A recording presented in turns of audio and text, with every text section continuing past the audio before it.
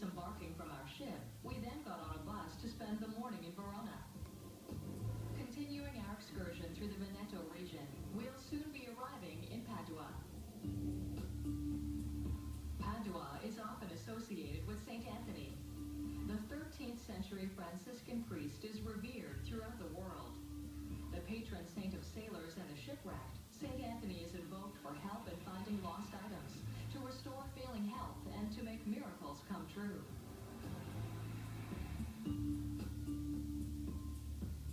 Padua is a lively city only 40 kilometers away from Venice.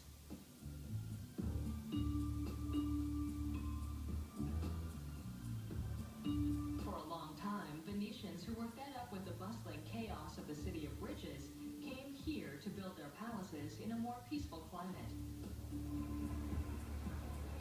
These architectural wonders are on display as we walk through the streets.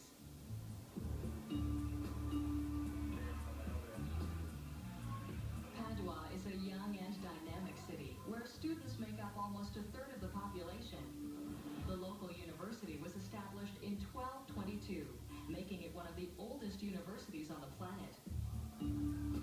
With all of its historical and cultural attractions, Padua is an excellent place to observe how historical Italy intersects with the country's contemporary culture. It has a remarkable religious heritage and is full of architecture from the medieval period and the Renaissance. One of the more impressive buildings is the Café Pedrocchi. A mix of neoclassical and Gothic styles, it's been one of the city's most popular cafes since it opened in 1831.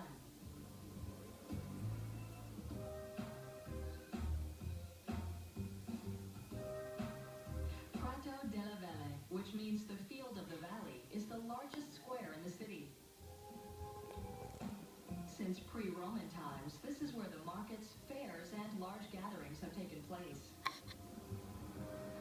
The square was completely refurbished in the 1990s to give it the look it has today. Vehicle traffic was eliminated, making the square a completely pedestrian space. And since its transformation, the square has become a gathering place for students and families. Concerts here frequently attract tens of thousands of spectators. The statues scattered through the Prato della Valle are fairly original.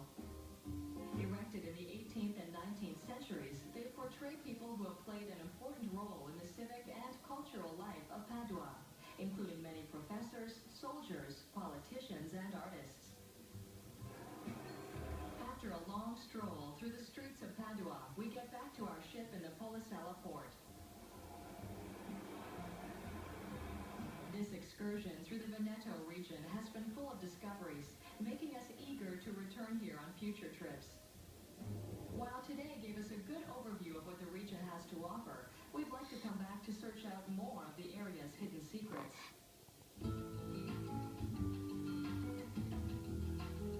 Back on board, we find a seat in the ship's lounge. Today being the last day of our cruise, the captain has invited us to the traditional gala evening, which begins in a promising manner with some lighthearted games that call on each passenger to contribute their own special talents. After an aperitif, we settle into an exceptional meal.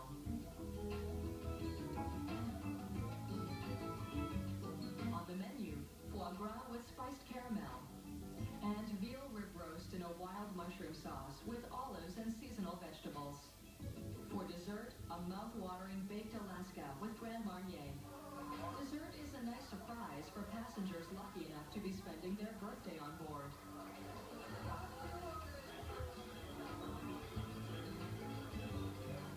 Throughout the cruise, the onboard staff has taken excellent care of us, providing